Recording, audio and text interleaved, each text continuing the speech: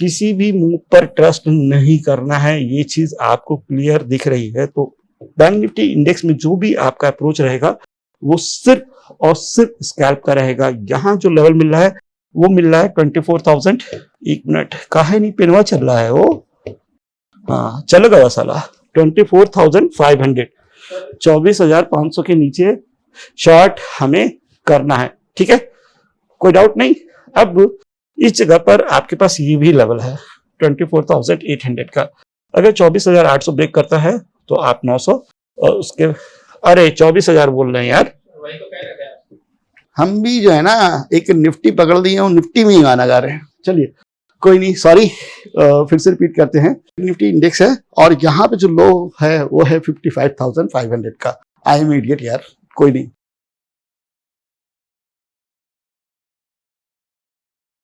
नमस्कार दोस्तों, मैं हूं आपका दोस्त प्रेम पांडे और मैं आप सभी का अपने YouTube चैनल पर एक बार फिर से स्वागत करता हूं।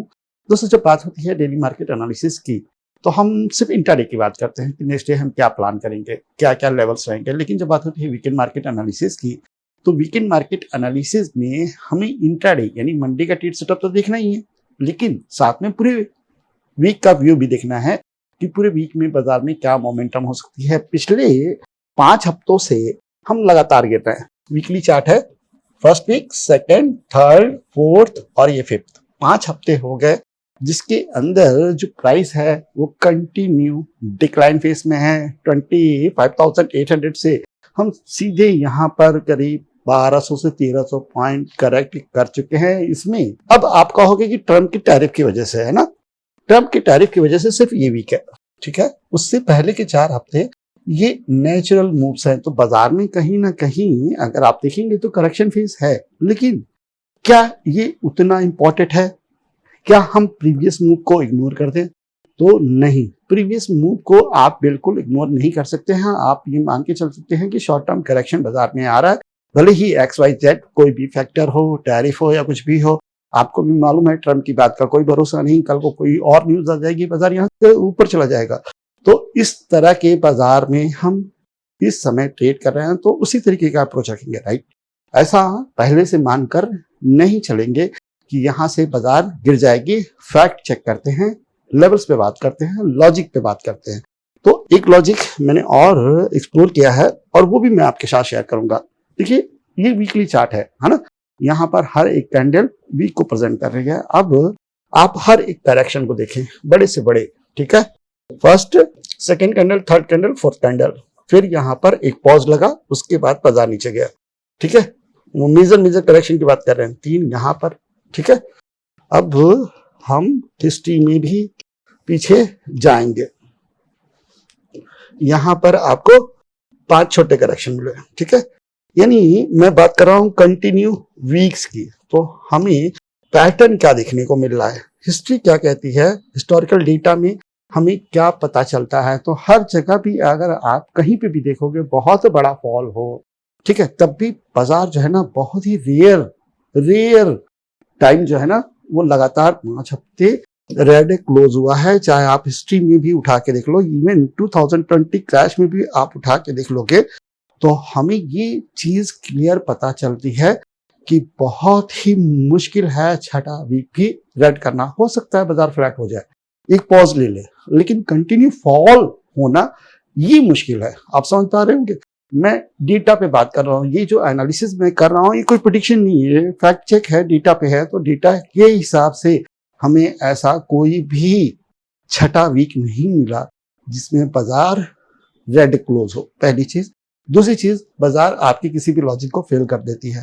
हम ये मान के चलते हैं कि 6ठा वीक नहीं होगा, ठीक है। इसका ये कतई मतलब नहीं है कि यहाँ से बाजार ऊपर घूम जाएगा, आप समझिएगा, कंफ्यूज नहीं होइएगा। हाँ, यहाँ पर वेट एंड चेक लगाना पड़ेगा क्योंकि हिस्ट्री के हिसाब से ये चीजें नहीं होती। अब मैं डेली चार्ट पे जाता हूँ और डेली चार्ट पर अगर मैं बात करूं इस ABCD पैटर्न की, ठीक है, जिसका इंपल्सिव वेव ये रहा, करेक्शन फेज ये रहा और उसके बाद ये एक नेक्स्ट मूव है। मैंने कई वीडियो में भी बताया है कि ABCD का मतलब होता है AB = CD, यानी A से B तक, इस पॉइंट से इस पॉइंट तक अगर 100 पॉइंट गए हैं तो ये जो नया लेग यहाँ से चालू होगा ये भी 100 पॉइंट जाएगा।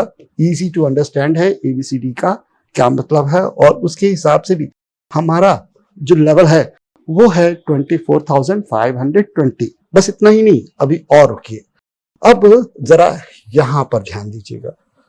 ठीक है, जब ये रन आया था उससे पहले हम यहाँ पर बहुत अच्छा टाइम स्पेंड कर चुके हैं, तो ये भी हमारा की सपोर्ट है। अब जरा आप मिलाओ एक एक करके चीज।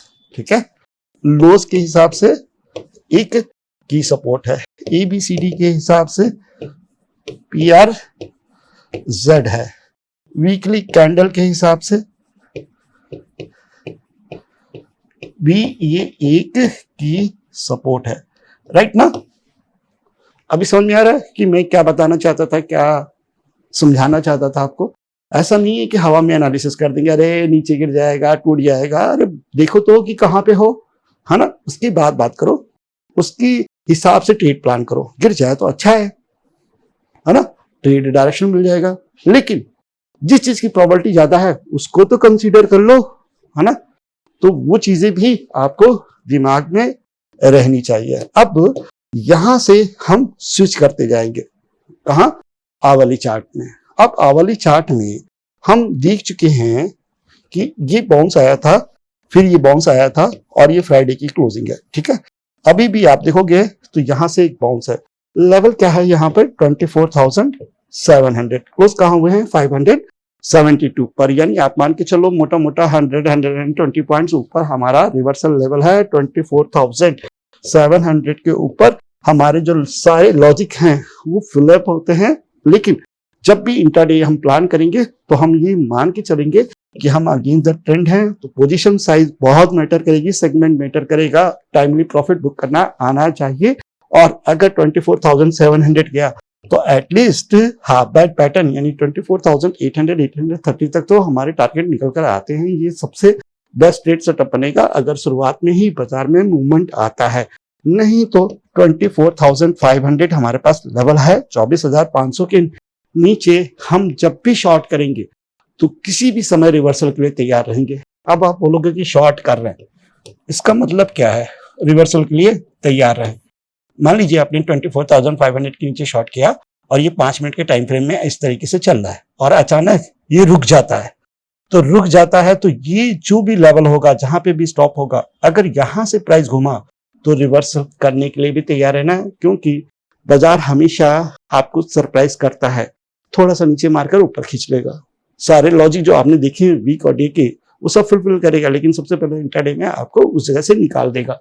तो इस तरह से भी आप रेडी रहिएगा। भले ही 24,500 के नीचे आप शॉर्ट करें, लेकिन इस प्राइस स्ट्रक्चर को अगर देखें तो शॉर्ट पोजीशन से एग्जिट करें और वहां से एक रिवर्सल ट्रेड भी प्लान कर सकते हैं। होप अभी तक सारी पिक्चर आपको बिल्कुल क्लियर होगी। दोस्तों, मैं एक ऑप्शन सबमिट ऑर्गेनाइज कर रहा हूं जिसके अंदर मैं कई चीजें कवर करने वाला हूं, लेकिन सबसे पहले मैं आपको ये बता दूं कि इस ऑप्शन सबमिट का एजेंडा क्या है और साथ में कहां पे शेड्यूल्ड है। तो ये 31 अगस्त दिल्ली में शेड्यूल्ड है और इस ऑप्शन सबमिट में मैं ऑप्शन ग्रीक के बारे में सबसे ज्यादा कवर करूंगा। अक्सर आप लोगों को क्वेश्चंस होते हैं कि आईवी के बारे में एक्सप्लेन करें, तो आईवी बेसिस स्टडियां किस तरीके से काम करती हैं, आईवी का बेस्ट यूज कैसे करना है, किस तरीके से ऑप्शंस बाई को डिप्लॉय करना है और किस तरीके से आईवी को देखते हुए ऑप्शंस सेलिंग की स्ट्रेटजी को डिप्लॉय करना है, क्या तरीका रहेगा, किस तरीके से हम बहुत बड़े बड़े मूव कैप्चर कर पाएंगे। तो यहाँ पर मल्टीपल स्ट्रेटजियां रहेंगी। साथ में मैं आपको एक पैटर्न भी सिखाऊंगा जिससे कि